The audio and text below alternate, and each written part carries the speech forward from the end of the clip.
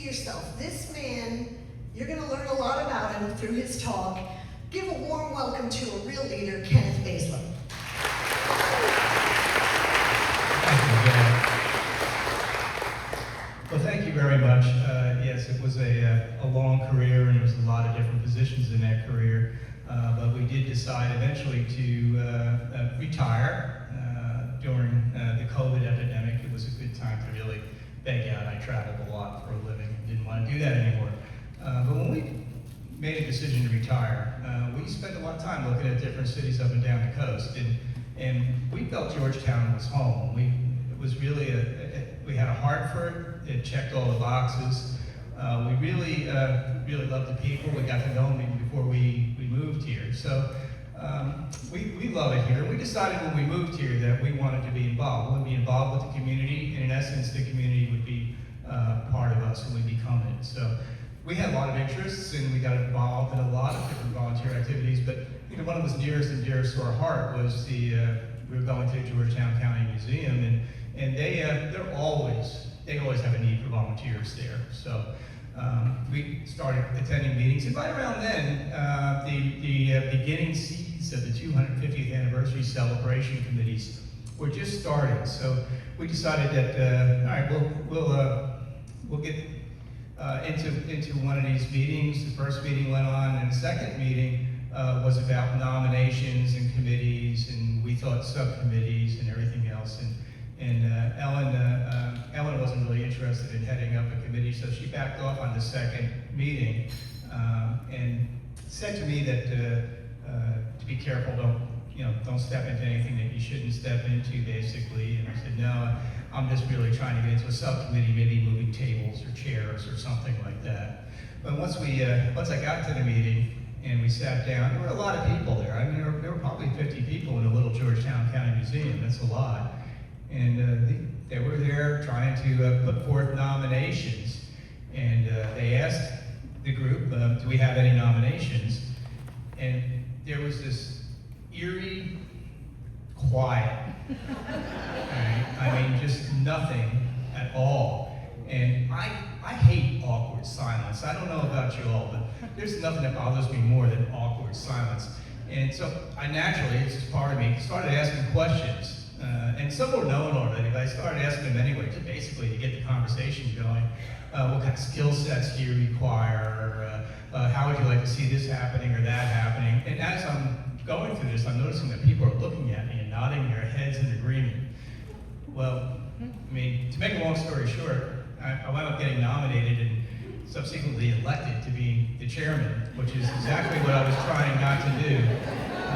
Retired, I didn't want to manage anything anymore, but anyway, it happened, and maybe for the better. But by the time I got home, and Ellen, I guess, jokingly said, so did you get a job setting up the chairs? I said, no, I am the chair.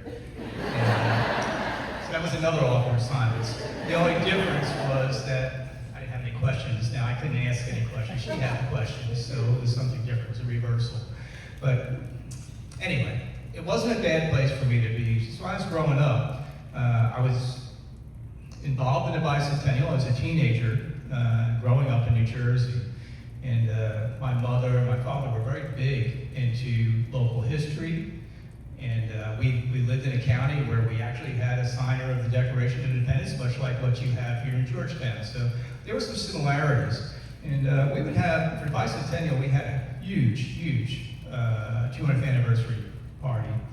And I'll never forget my mother getting up on a rickety old stepladder and belting out "God Bless America" and having everybody there. And it was probably 150 people in that party singing "God Bless America." And to this day, when I hear that song, I get choked up and I think about my mother, because that's what it's all about, right? We're blessed by God. So onwards and upwards, 50 years later, we wind up in Georgetown, and here we are at the 250th anniversary. And I still very much an admirer of local history. And the first thing I did when I moved here was really start gobbling up books on local history and trying to learn a little bit. And we have a lot going on here in Georgetown. the Revolutionary War, South Carolina, more battles and skirmishes here than anywhere else. So it was information that was very interesting, and I was glad to be a part of it. Well, as time went on, we started putting our committees together, and it was very nice, and I got to learn a little bit more about the history. But I'm going to leave you with this. One of the most interesting stories, and one that resonated with me very much, was a story, and it brought local Georgetown home to everybody. It's a story that happened with Francis Marion. I'm sure you've all heard of Francis Marion and his militia. He was very big on trying to regain the Georgetown back from the British, which in 1781, the British held command of a very important port. As we know, Georgetown was a port, and it kind of controlled the supplies and stores for a lot of people here. So they were intent on, the British were intent on keeping it, and Francis Marion was intent on taking it away from them. So he brought his troops in, his militia, his low country guys, in here to do an attack on Georgetown, basically. And the attack didn't go quite as planned. Things didn't fall into place. But what happened was they did take advantage of the opportunity to arrest a British captain on Broad Street, and they paroled him right away. And then they went around a corner, and there was another house on Prince Street where two other officers were, and they had just gotten through a big night of great hilarity, according to Peter Oree, who recorded this. Of course, it's Georgetown, so of course they're going to have a good time and have great hilarity. So they had a great night of partying. What happened was the Low Country militia came busting through the piazza there, and they had their knives, or rather had their guns, and one British officer came down, and with great bravery, he got a shot off at the militia. The militia didn't like that, so they wound up actually bayoneting him. So he never got another chance to get a second shot off. Go South Carolina. well, the second officer, right, comes out to the piazza, and he's intent on doing the same heroic thing. But here's where the twist happens, all right? So that officer happened to be with his fiancée that evening. And his fiancée also heard the ruckus, comes out into the piazza, bearing nothing but her honor and her tresses. All right, so she was really, in all intents and purposes, stark naked. And she grabs him by the neck and says, "Oh, save my adjutant Shanks, please don't kill him." Well, now so you have the pictures in your mind's eye, right? So this is Prince Street.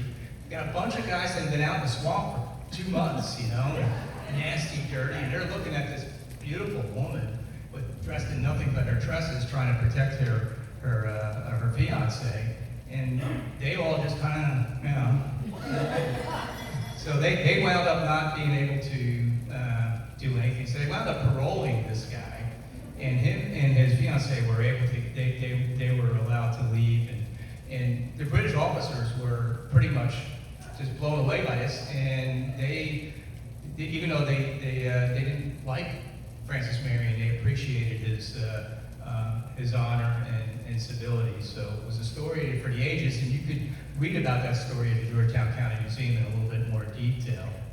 But I want to say that Georgetown, again, has a lot of history. We got a week coming up where you can learn about that history. Please help us celebrate the 250th anniversary. Please come to our museums, and we appreciate you a lot. Thank you very much.